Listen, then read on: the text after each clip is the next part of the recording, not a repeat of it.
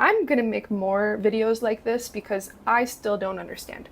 I make the videos in an effort to articulate the information so that I can begin to process it. And even in my preparations, this hasn't landed for me yet. This is such a big thing. So I wonder where you're at with it, and if you have a better grasp on how your faith drives your work in your world, your work in this world, or how your work in this world drives your faith. And I mean this very sincerely, because we are in a part of this cycle where we have the capacity to so profoundly integrate huge lessons, like really long-term lessons.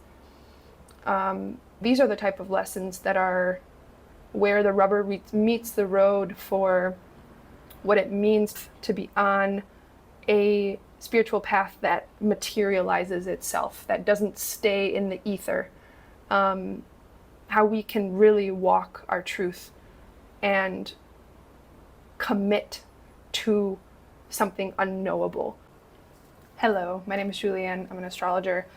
Today I want to ask you and ask myself, how do you and how do I structure my life around what I believe to be true? This question of whether we can live by our faith or not, astrologically speaking, is reflected in the relationship between two planets, namely Saturn and Neptune. Saturn is our physical reality and the reflection and the archetype, the universal principle that we have to put in work in our lives. This does not mean necessarily hard work. It means the right work. A great example of right Saturn work is brushing your teeth, because it is a small step that you do every day that prevents decay. Saturn is all about the maintenance of structure in the skeletal systems that we live in, and thus it corresponds archetypally to the architecture, the structural reality in which we live, and also the structures that we live by in our lives, what we work towards, specifically things that take a long-term process to complete or bring into maturity or completion. Saturn is about maturity. So Saturn is really about our boss in life and life in long-term perspective.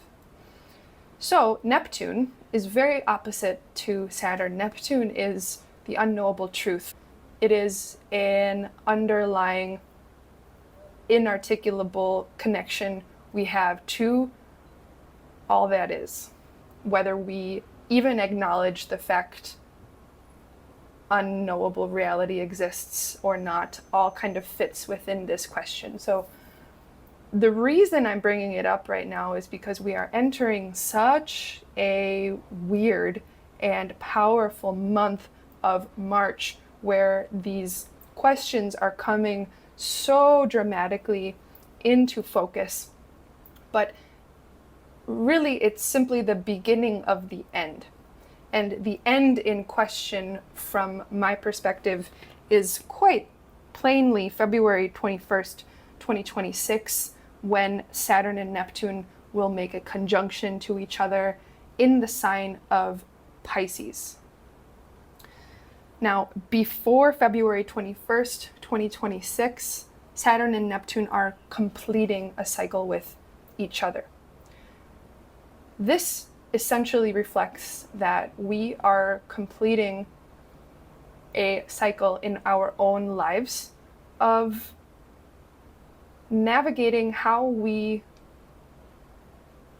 relate to, or how we imbue our daily work and our work of maturing into ourselves over this life, how we spiritualize that, or how we find a connection to some ultimate unknowable truth in that. So in many ways, this is a dynamic of purpose that we feel very deep in ourselves, but that depth ultimately leads us to a sense of emptiness.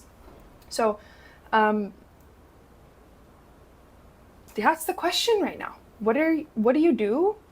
And how does it connect you to what you believe? But it's the type of belief that you don't know how to prove, that doesn't need proof, perhaps. So what I'm going to do here is, I think I'm just going to focus on Saturn and Neptune.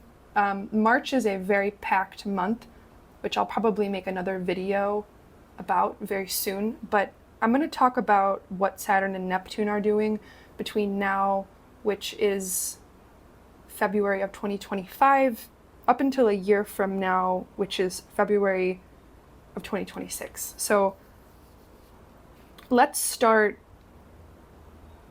now. February of 2025, both Neptune and Saturn are still in Pisces right now. And they will be both in Pisces in what's called the balsamic phase of their relationship, of their conjunction, which means the completion of their phase, which means that the faster moving planet is still behind the slower moving planet. In this case, means Saturn is behind Neptune and will be behind Neptune up until 2026. March 31st, Neptune goes into Aries. May 26th of 2025, Saturn enters Aries. And so this is the first time from May 26th, 2025 that we'll have both Saturn and Neptune in the sign of Aries. And they will both stay and be co-present in Aries until September of 2025. By September 1st, Saturn moves back into Pisces, and Neptune is alone in Aries again. By October 23rd of 2025, Neptune will be back into Pisces. Neptune and Saturn will be in Pisces together at the same time until January 27th of 2026. On January 27th of 2026, Neptune steps back into Aries and will be there by itself until Saturn joins Neptune in Aries, February 15th of 2026, which is when Saturn enters Aries. And it is only a few days after Saturn enters Aries that Saturn finally passes Neptune and forms the new phase conjunction to Neptune. And that happens specifically on February 21st of 2026. So, in truth, keeping all of this data, the dates in my head has felt very difficult. The back and forth. It's interesting to note that Neptune is really leading the movement here. Neptune is the first to enter Aries both times, and Saturn is always following suit.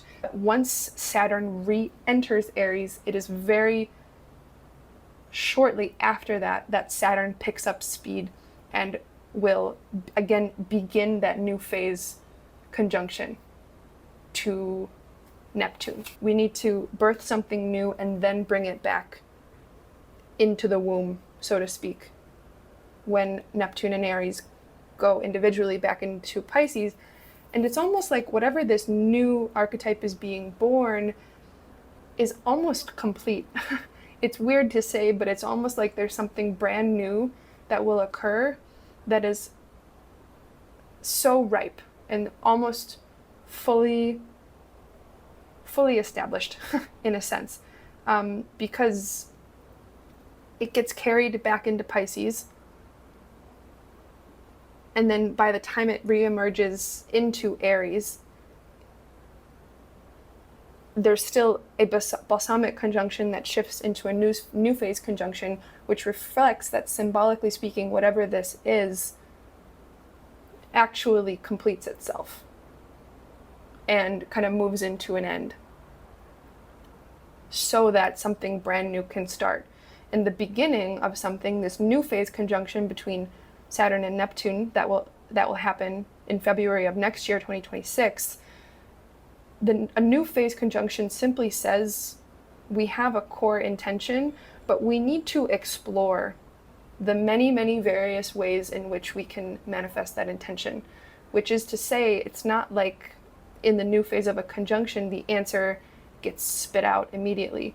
We have to start to feel our way and take various actions to understand intuitively what our path is going to be.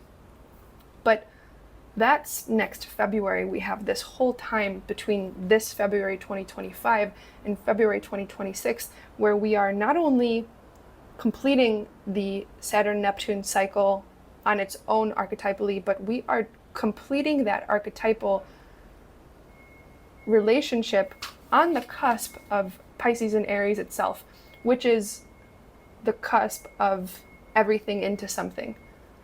And I can't put it any more specifically than that. It is that abstract, which I think is so much of the point of life. And also feel and allow the unknowable to commit itself to us as well. So on that, I will end. Let me know what you think. Thank you for sticking through. Let me know if this was comprehensible, legible, and or interesting. Until the next one,